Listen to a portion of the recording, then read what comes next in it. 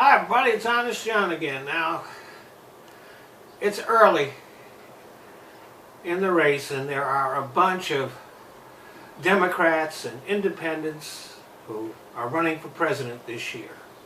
Perhaps way too many. Fortunately, it won't take long to narrow the field.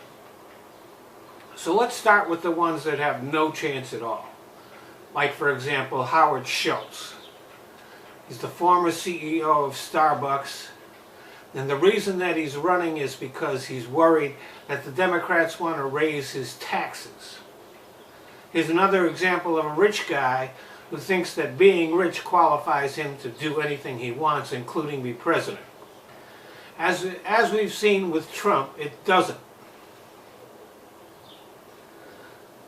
So the guy's a disaster, no chance of winning. If he does run, all it will do is help Trump get reelected.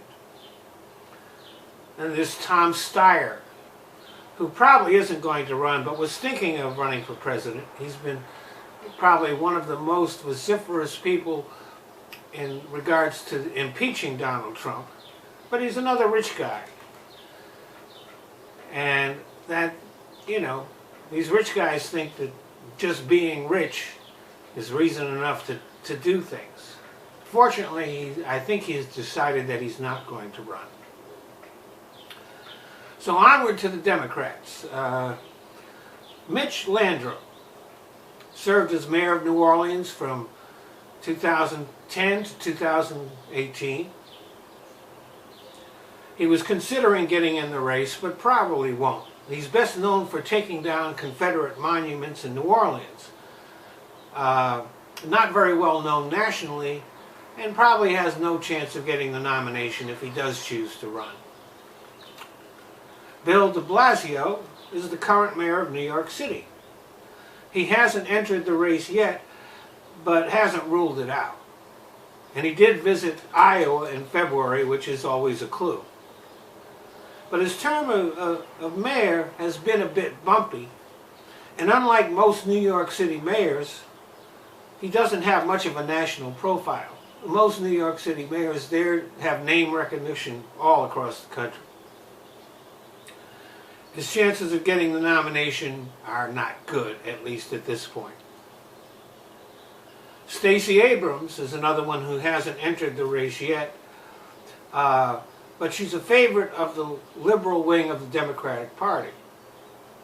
She would have a better chance of getting the nomination if she had won her race for governor of Georgia, even though she was probably cheated out of a victory by the Republicans there. Still, I don't think she has much chance of getting the nomination. There's a guy by the name of Wayne Masson, who is a young black mayor of Miramar, Florida. Unfortunately for him, he's barely known anywhere else but in Miramar, and though he's very popular there, that's only 100,000 people.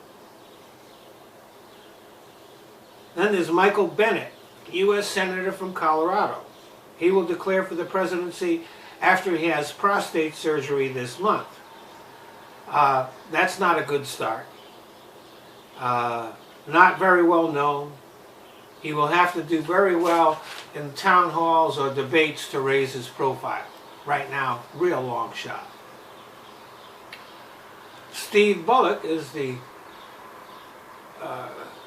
former governor of Montana,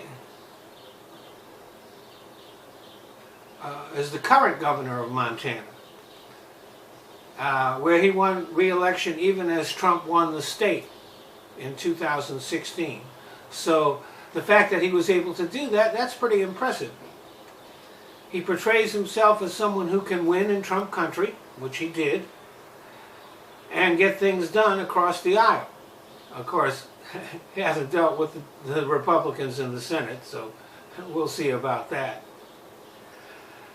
He's not very well known outside of Montana, so he is a very long shot. Then there's Marianne Williamson, an author and motivational speaker. She has a lot of fans, but no political experience and probably no chance at the nomination. Andrew Yang is a tech entrepreneur who filed to run in 2017. So he's definitely in the race, even though nobody knows who he is. People that do know him, it's from Joe Rogan's podcast where he makes frequent guest appearances. He's a proponent of universal income, which is popular among some Democrats. And in his proposal, everybody would get $1,000 a month. Hey, I'd like that. But, again, another very long shot. Tulsi Gabbard represents Hawaii in the House of Representatives. She is popular with Bernie Sanders supporters, but they obviously won't drop Bernie to support her, so where else her support is going to come from is pretty doubtful. She's best known for her friendly stance towards Bashar al-Assad, which won't endear her to the Democratic base. And she had to apologize for anti-gay statements that she made in the past.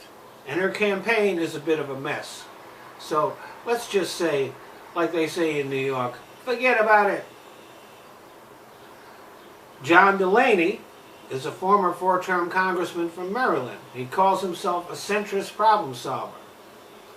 He is probably the least well-known of all the candidates and has yet to change that. Pete Buttigieg is the 37-year-old openly gay mayor of South Bend, Indiana. And he's gone from being a total unknown to very high profile. He has become popular with millennials. He's very well spoken. And even though he is openly gay, he proclaims himself to be a devout Christian. I like him a lot. But this country is probably hundreds of years away from electing an openly gay man as president, which is a shame. Julian Castro was the mayor of San Antonio and served as Obama's Secretary of Housing and Urban Development. Castro is pretty well known. He handles himself well. He would probably get support from the Obama coalition. Can he get the nomination? Can he beat Trump? I kind of doubt it. Tim Ryan is a member of the House from Ohio. He is a classic Rust Belt Democrat and friend of labor. He would appeal to moderates, but he's not well known outside of his state, so he's a long shot. Then there's Mike Gravel, a former senator from Alaska. His major concerns are nuclear proliferation, and he favors a non-interventionist foreign policy, which is very popular nowadays. At age 88, he is the oldest of the old white men in the race, and he doesn't even really want the nomination. He just wants to bring attention to his issues. Kirsten Gillibrand is a senator and former House member from New York. She has emphasized women's issues like sexual harassment in the military and equal pay for women.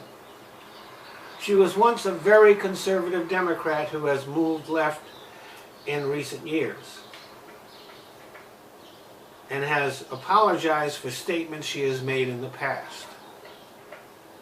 Gillibrand is fairly well known and has some appeal to mainstream Democrats, but her campaign hasn't really gained much traction.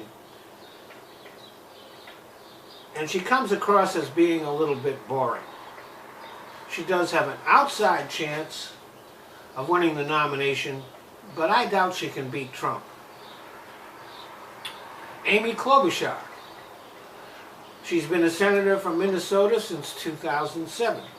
She's a heartland Democrat, sort of progressive, but appeals to moderates, and earned a lot of fans for her questioning of Brett Kavanaugh during the Supreme Court hearings. She handles herself well. She's unflappable. But stories have circulated about her treating staff kind of harshly, but they don't seem to have damaged her too much. She looks like she could hold her own against Trump. I kind of like her. Jay Inslee is the governor of Washington State. His central issue is climate change. He will probably receive some support from the environmental movement, but I don't think that will be enough to push him over the top. Seth Moulton is the latest entry into the Democratic field. He is a third-term congressman from Massachusetts and an Iraq war vet, which is always kind of good. I like veterans when they run for office. It's a little too early to tell, but his campaign hasn't gained any traction yet, and he's not well known outside of Massachusetts. So he's a long shot, but we'll have to wait and see if he can move his numbers up. I like Eric Swalwell. He's a U.S. representative from California, the Bay Area. His central issue is gun control, but his seat on the House Intelligence Committee and frequent guest appearances on cable news show have raised his national profile. He is young, good-looking, and personable. A real contrast to Trump. If he can separate himself from the Democratic field, I think he would have a good chance against Trump if he gets the nomination. Beto O'Rourke is the former U.S. representative from El Paso, and he rose to national attention by almost beating Ted Cruz in the Senate race in deeply red Texas. He's young, he's hip, but his reputation is a bit more liberal than his actual voting record, and he has not clearly established why he wants to be president, and voters would have a hard time expressing exactly why they support him. He has created a lot of excitement, but unless he can develop a coherent message, he just might flame out.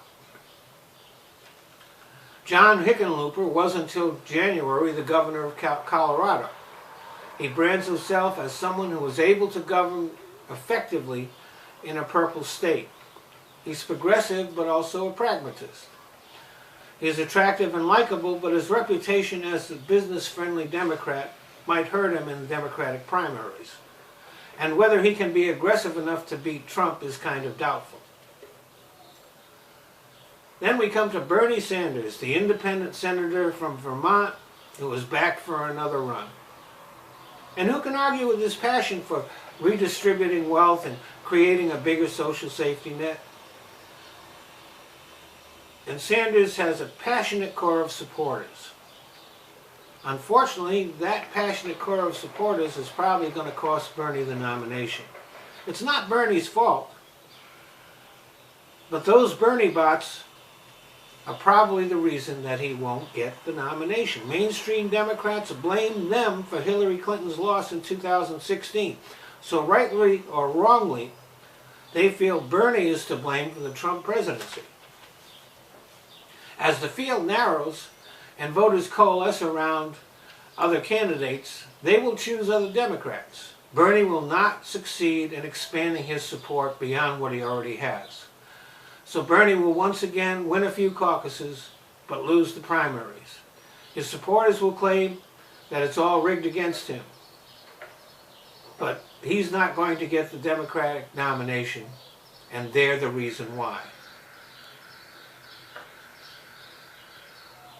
Elizabeth Warren has been the Democratic senator from Massachusetts since 2013.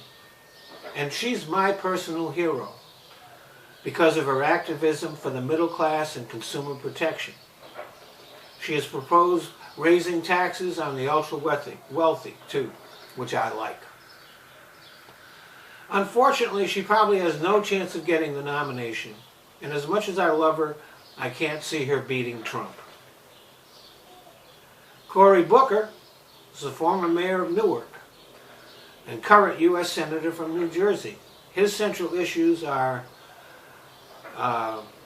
criminal justice reform, including marijuana legalization, which is something